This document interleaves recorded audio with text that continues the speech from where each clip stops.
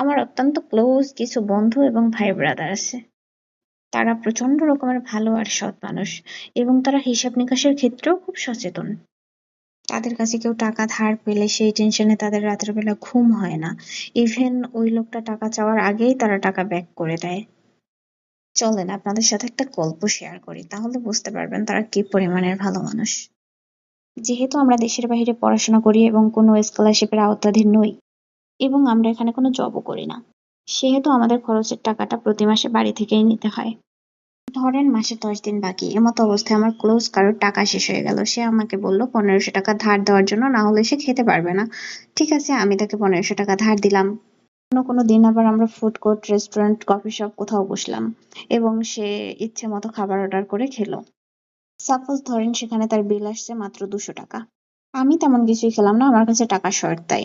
সে হঠাৎ বলে বসলো, তুই টাকাটা পেমেন্ট করে দে, আমার কাছে টাকা নেই, একসাথে আমি তোকে টাকাটা ফেরত দিয়ে দিব। তাহলে কত টাকা হলো? 1500 টাকার সাথে 200 টাকা, 1700 টাকা। নেক্সট একদিন আবার তার কাছে টাকা নেই, ব্লিঙ্কিট করলো, 180 টাকা হলো, আমি পেমেন্ট করে দিলাম। সে আমাকে বললো একসাথে টাকাটা ফেরত দিবে। তাহলে কত টাকা হলো? 1700 আর 180, 1880 টাকা। মাত্র 10 দিন পরে নতুন মাস শুরু হলো, তার বাসা থেকে 15,000, 20,000, 30,000 টাকা আসলো। আনফরচুনেটলি আমার সেই ক্লোজ মানুষটা ভুলে গেল আমার সেই টাকাটা ব্যাক দেওয়ার কথা। দিব্যি সে শপিং মজামাস্তি করে বেড়াচ্ছে। ক্লোজ মানুষটার কাছে আমি কিভাবে টাকা ফেরত চাইবো, হাজারো দ্বিধাদ্বন্দ্বতায় ভোগার পরে লাস্ট পর্যায়ে আমি তাকে বলেই ফেললাম, প্লিজ দোস্ত, তোর সম্ভব হলে আমাকে টাকাটা ফেরত দিস।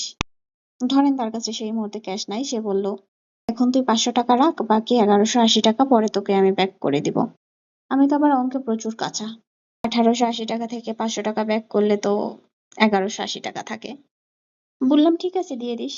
নেক্সট 1 মাস হয়ে গেল, 2 মাস হয়ে গেল, টাকাটা আর সে দিল না, হয়তো ক্যাশ তুলতে পারেনি তাই। এমতো অবস্থায় আমি আবার তাকে বললাম, দোস্ত সম্ভব হলে আমাকে টাকাটা ফেরত দে, আমার ইমার্জেন্সি আছে। সে সেম আবার আমাকে বলল, এখন 500 টাকা রাখ, বাকি 500 টাকা আমি ক্যাশ তুলে তারপরে দিয়ে দিব। আমি বললাম সমস্যা নাই, তুই চাইলে আমাকে অনলাইনেও পেমেন্ট করতে পারিস। বাট সে বলল, না এখন দিব না, পরে দিব। আমিও বললাম ঠিক আছে। আবার 1 মাস পরে আমি তার কাছে টাকা চাওয়ার পরে সে আমাকে 500 টাকা ব্যাক করলো। প্রায় 5 মাস বসে 3 বারে আমি তার থেকে ব্যাক পেলাম 3টি 500 টাকার নোট। যাই হোক, আমি তো ম্যাথে প্রচুর কাঁচা, 3টি 500 টাকার নোটেই হয়তো 1880 টাকা হয়। এখন আমার সেই ক্লোজ মানুষগুলোর উদ্দেশ্যে একটা কথা বলি।